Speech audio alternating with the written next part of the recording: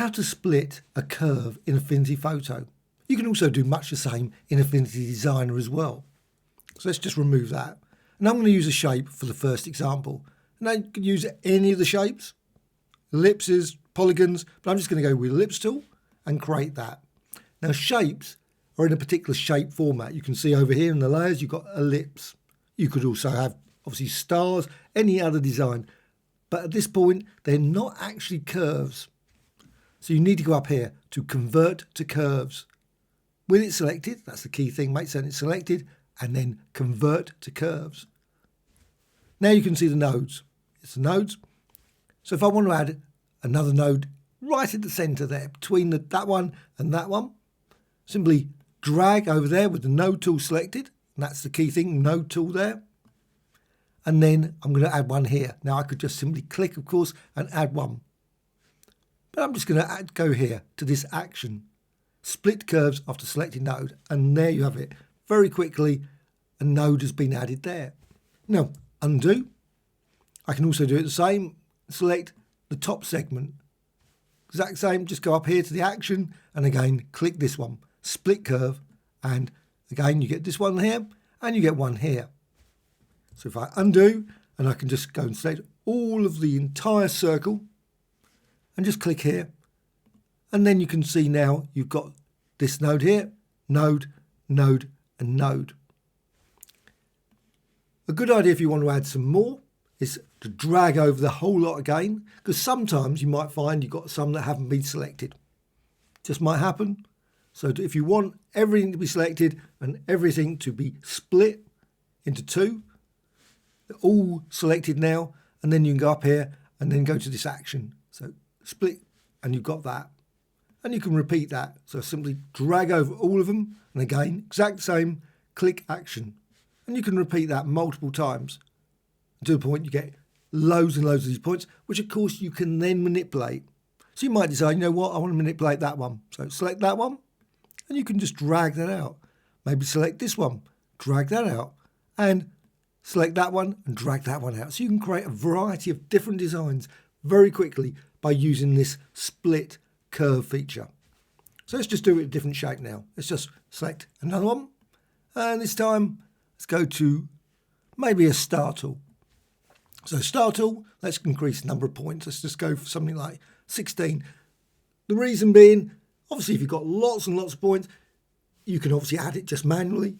But if you want to do it in one quick go, this action's very, very useful. So just create this star now. And you can see that star there. And I'm just going to drag that up so you can see it a bit better. And again, you've got to do exactly the same. If you want, once you've done all the settings in, of course, got lots of different settings, just go along here to convert to curves. All these settings will then go, so you won't be able to modify it any further other than just purely at node point level. So convert to curves. And now again, you can see all of the nodes. Exactly the same as before, you can select one or two or three, multiple ones. And also just go up here again and you've got the action that's available, split curves and click. And again, you can see it's split between that one and so on. Undo, and I can then select all of them. Them all selected, I can just click here. And again, you'll see now you've got the split between that and that one and so on. And exactly the same as before, select them all and then click here and you can add more and more. And exactly the same as before, you can then select, say, those and then just drag that.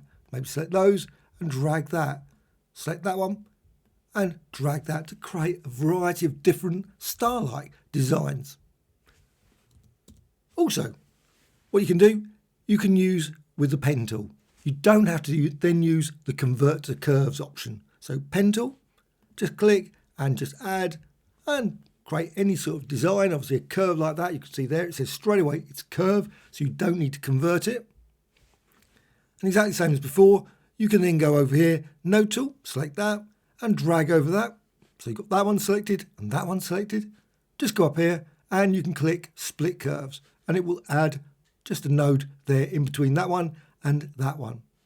And you can of course select all of them and you can repeat that. And again, select again and click and so on to create all kinds of nodes that you can then manipulate. So let's just go to that one. You can drag all those. They're all selected. You can also deselect it.